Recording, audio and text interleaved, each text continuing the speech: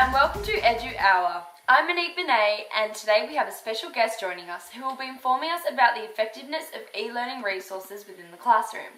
Please welcome Luke Johnson. Thanks for having me here today, Monique. So Luke, I'm sure plenty of teachers out there are dying to hear about these incredible learning resources they could apply in their classroom to assist with their teaching practice. What do you have in store for us today? Well, the first resource that I would like to introduce you to is called Food Chain by TotalDiary.com. This resource fits perfectly into the Science and Technology syllabus under the Stage 2 outcomes. It is just one of many activities that are available on this website. So can you explain to us what Food Chain involves? Sure.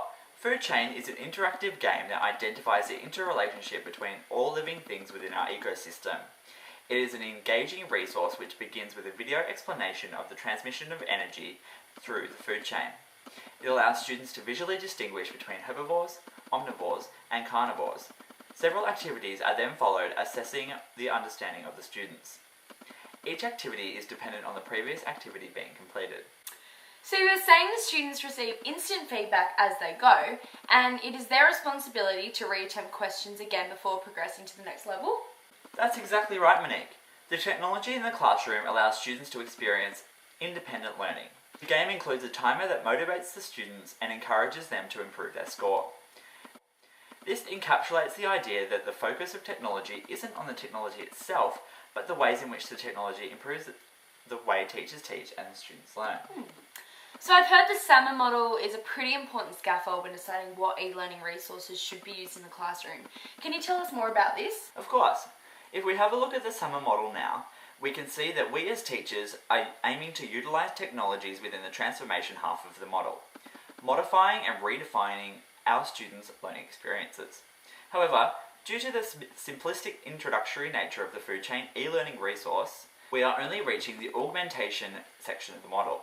Teachers must learn to use technology and must allow it to change their present teaching paradigm. So instead of using a whiteboard to draw up the food chain, animation and interaction allows the students to learn at their own pace, even from home, and develop their understanding as an outcome. Sounds like a fantastic resource, but do you think there are any limitations? In addition to the resource not reaching the modifying and redefining component of the SAMR model, once all activities are completed and obtained, the learning experience is complete. Therefore, the students cannot extend their knowledge further. So what would be an example of an e-learning resource that redefines the learning practice for students in the classroom? Well, Monique, the second resource I would like to introduce you to is the iPad application ScreenChomp, which is free from the Apple iTunes Store. Wow, that's awesome. As we know, mobile devices allow students to augment and enhance their learning in ways that were previously not possible. So what does ScreenChomp have to offer? Well, ScreenChomp is a screen capture and recording application that educators and students can use inside and outside the classroom.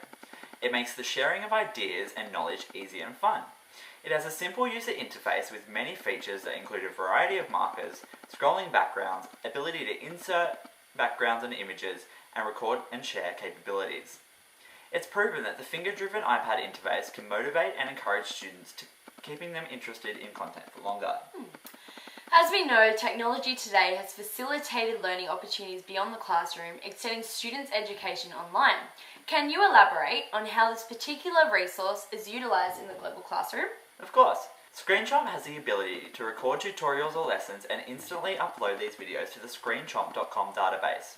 Students or teachers are then able to send their links via email, Twitter, Facebook, or any other social media for others to view at their own discretion, allowing for a global classroom. Wow, the opportunities seem endless. Sounds like it would be great for students who are unable to attend classes or need that little bit of extra help when doing their homework, as well as allowing teachers to use the students' videos as an assessment tool. That's why it redefines the immediate teaching pedagogy according to the SAMR model. What would previously be inconceivable is now readily available to every student and every teacher. It's this type of technology that allows communication to occur and promotes student-generated discussion, right? Yeah, exactly. The implementation of iPads in the classroom is worth the effort, as these new large-screen mobile devices are leading to innovative new ways for teachers and students to interact with each other and to access information. The best thing is that this application itself is limitless. It can be applied across all KLAs, used for all ages, is easy to use and multifunctional. However, it can only be used on an Apple device such as an iPad.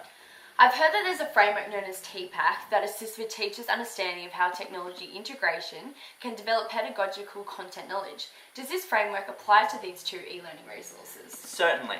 TPAC is a framework that developed on Schulman's idea of pedagogical content knowledge.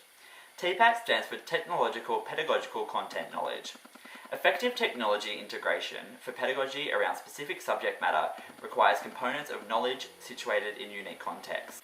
It is evident that within the two e-learning resources, the tool of technology, in this case being a computer-based website and an iPad application, assists with the pedagogical content being taught in the classroom.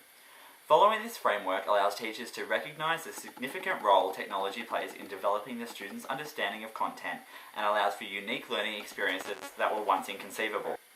Teachers often have inadequate experience with using digital technologies for teaching and learning. Many teachers, such as myself, earned degrees at a time when educational technology was at a very different stage in development than it is today. This may be the reason for teachers' insufficiencies to use technology in the classroom and their depreciation of its value. So it is important for teachers to consider the TPAC framework when organising their pedagogical content, using technologies that will ultimately increase the knowledge gained by students. Fabulous! Thank you for your contribution to EduHour, Luke. We look forward to having you on again soon. Stay tuned. Coming up next, we've got the controversial debate, should kids get homework? Thanks for having me, Monique. It's been great.